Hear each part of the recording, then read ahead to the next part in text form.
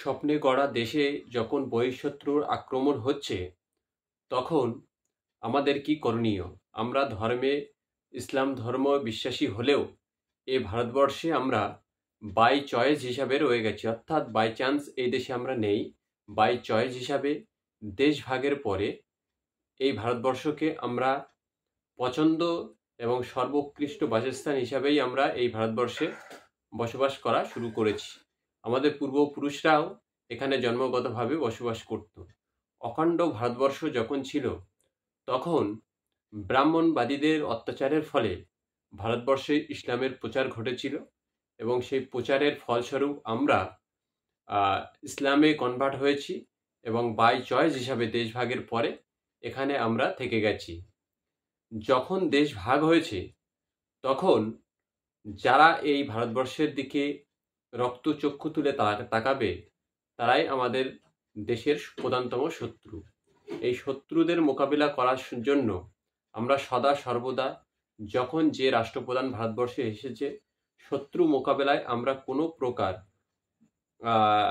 দলমত নির্বিশেষে রাষ্ট্রপ্রধানের পক্ষে দাঁড়িয়েছি। এখন 1971 ইন্দিরা সরকার বলুন বা 2024-এর নন বায়োলজিক্যাল প্রধানমন্ত্রী সরকার বলুন, 1971-এ আমেরিকার রক্তচক্ষুকে উপেক্ষা করে ইন্দিরা গান্ধী সাহসী পদক্ষেপ নিয়ে পাকিস্তানকে ভাগ করেছিল।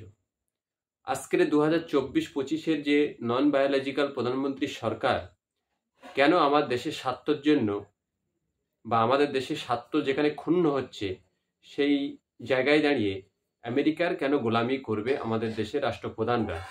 এটা একটা বড় প্রশ্ন।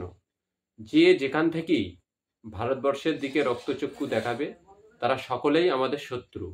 এই শত্রুদের মোকাবিলা করতে গিয়ে কেন আমরা অন্য একটি দেশের গোলামি করব? 1971-এ ইন্দিরা সরকার যেটা করতে পেরেছিল, আজকে আমাদের দেশের প্রধানমন্ত্রী কেন সেটা করতে পারল না? এটা একটা বড় প্রশ্ন চিহ্নের জায়গা। যারা আমাদের দেশে এসে আক্রমণ করে বেরিয়ে গেল, তাদেরকে আমরা কোনো পরিস্থিতিতেই ছেড়ে দিতে পারি না। আমার জন্মভূমির উপরে যে বা যারাই আক্রমণ করবে, সেই আক্রমণের মোকাবিলা করার জন্য আমার রাষ্ট্র যেটা বেছে নেবে, সেটাকে আমরা সবাই মাথা পেতে নেব। কিন্তু আমার দেশকে রক্ষা করতে গিয়ে আমার দেশের স্বার্থকে কেন বিক্রি করে দেওয়া হবে বিদেশি শক্তির হাতে? এটা একটা বড় প্রশ্নচিহ্ন রয়ে গেল। ভারতবর্ষে ইসলামের আবির্ভাব হয়েছিল ব্রাহ্মণবাদীদের অত্যাচারের ফলে, কিন্তু এই যারা কনভার্টেড মুসলিম হয়েছিল, এরা দেশ ধর্মের ভিত্তিতে ভাগ হোক বা ভাষার ভিত্তিতে ভাগ হোক, সেখানে এই ভারতবর্ষে যারা থেকে গেছিল পূর্বপুরুষেরা, তারা সকলেই বাই চয়েস হিসেবে থেকে গেছিল। এখানে বাই চান্স কেউ থাকেনি। অতএব এই জন্মভূমিকে রক্ষার জন্য আমাদের পূর্বপুরুষরা যেমন প্রাণ দিয়েছিল, সেই সময় যারা এই দেশকে স্বাধীন করতে ব্রিটিশদের পক্ষে দাঁড়িয়ে দেশের শত্রুতা করেছিল, তারা আজকেও এই দেশের শত্রু হিসেবেই রয়ে গেছে। তারা যদি আজকে দেশের মসনদেও বসে, তাহলে ইতিহাস সাক্ষী দিচ্ছে তারা ব্রিটিশদের পক্ষে ছিল এবং ব্রিটিশদের গোলামি করেছিল।